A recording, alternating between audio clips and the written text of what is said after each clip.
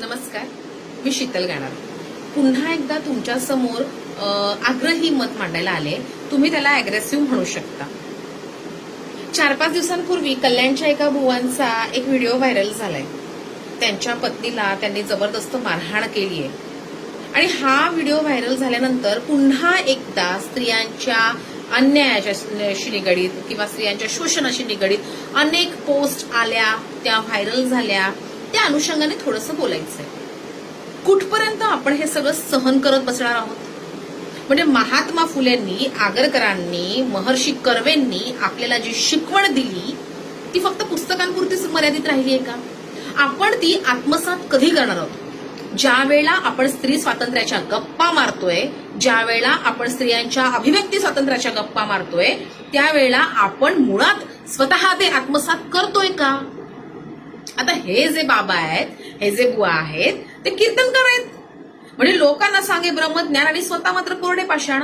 तुम्ही लोकांना जे प्रबोधनाचं काम करताय, लोकांसाठी जी शिकवण देताय, ती मुळात तुम्ही स्वतः आत्मसात करता आहात का? की पुन्हा एकदा स्त्रियांचं स्वातंत्र्य, स्त्रियांचं शोषण, स्त्रियांवर होणारे अन्याय, स्त्रियांवर होणारे अत्याचार ह्यांच्यासाठी स्त्रियांनी पुन्हा एकदा आंदोलन करण्याची गरज आहे? अरे झालीत ना आंदोलनं झालीयेत. ब्रा बर्निंग चळवळ झालेली आहे. सिमॉन दी बोवा म्हणालीये, वर्जिनिया वुल्फ म्हणालीये, ॲलन शोवॉल्टर म्हणालीये. ते वाचा ना, आत्मसात करा ना. की हे सगळं आपण केवळ पुस्तकांपुरतं मर्यादित ठेवणार आहोत? म्हणजे स्त्रीला मिळणारं स्वातंत्र्य हे तिचं स्वतःचं नाहीये का? हे तुम्ही देणार तर भिकेत देणार. आम्ही स्वातंत्र्य देतोय स्त्रियांना. उपकार नाही करत आहात तुम्ही स्त्रियांना स्वातंत्र्य देणं. तुम्ही स्त्रियांना स्वातंत्र्य देणं हा स्त्रियांचा मूलभूत अधिकार आहे. हा तिचा हक्क आहे.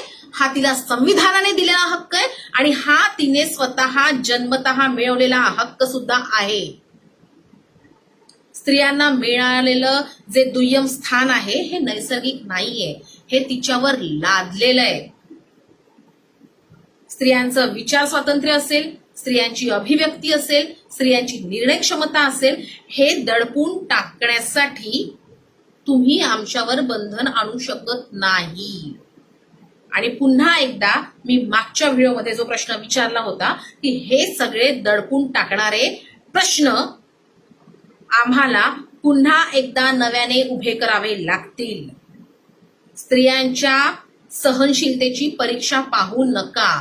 पण मुळात मला स्त्रियांना सुद्धा प्रश्न विचारायचा आहे की ज्या वेळेला आपण अन्याय सहन करतो